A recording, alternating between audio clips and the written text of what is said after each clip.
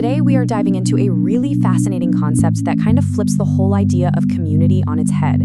We're going to explore a model called a living ecosystem, and we use a real-world project to see how it works from the inside out. Okay, so let's start with the central question here. What if we just shifted our whole perspective?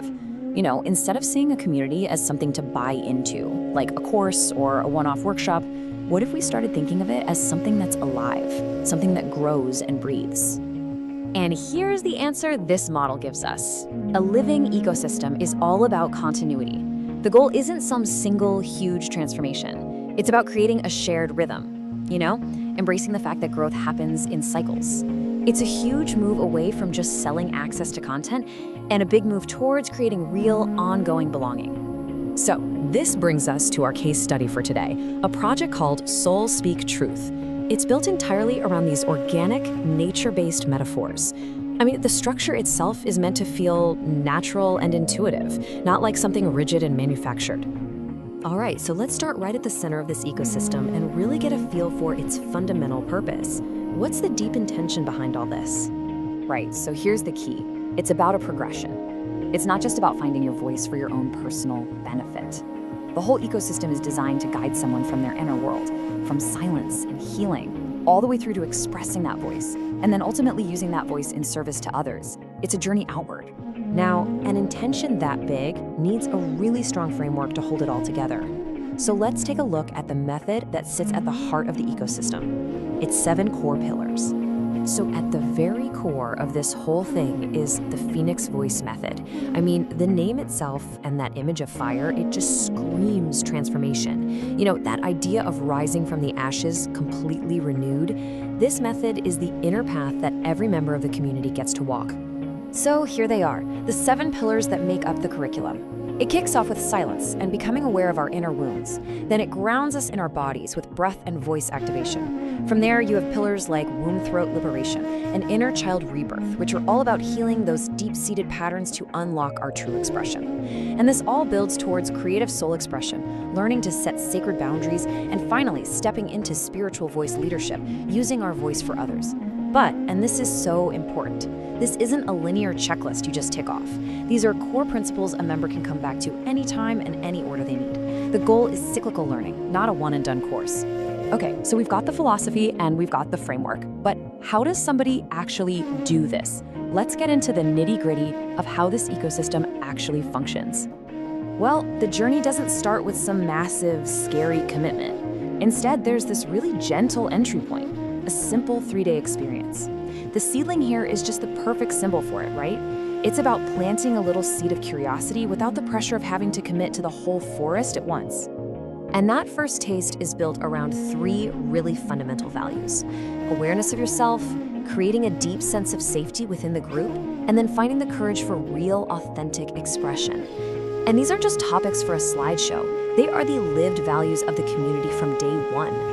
This quote, "This is basically the key to understanding the entire structure." The whole model is built to honor the reality that personal growth isn't a straight line. It's messy. It involves cycles and pauses and times where you just need to integrate what you've learned. And this comparison just lays it all out so clearly. On the left, you have the traditional model that often promises a single big transformation on a straight path, focused on delivering content. But the ecosystem model on the right, it embraces a cyclical path, and its focus is on creating a continuous rhythm of belonging, not just giving you a one-time fix.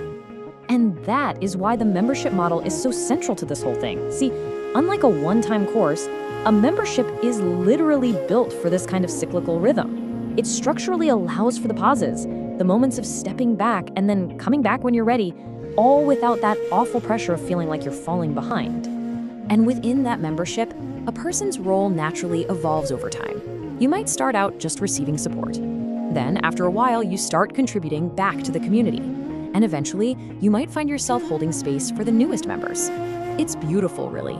This is how the ecosystem becomes self-sustaining and truly alive.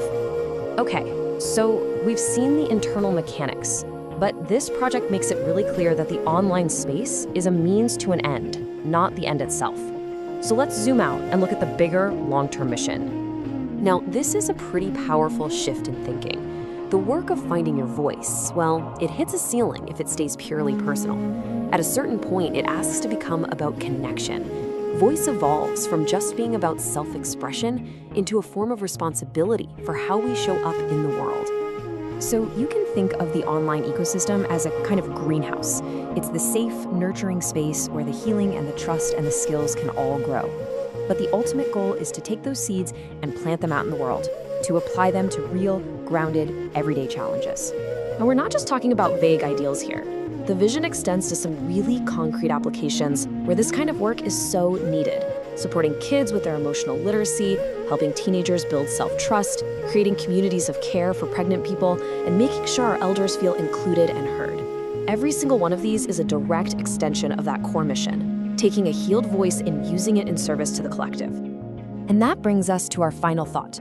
We've looked at one very specific blueprint today, Soul Speak Truth, but the principle behind it, it's universal. And it leaves us with a pretty provocative question to chew on. How can we all start designing more communities, in our work, our neighborhoods, our online spaces, that are less like products to be consumed and more like living, breathing ecosystems?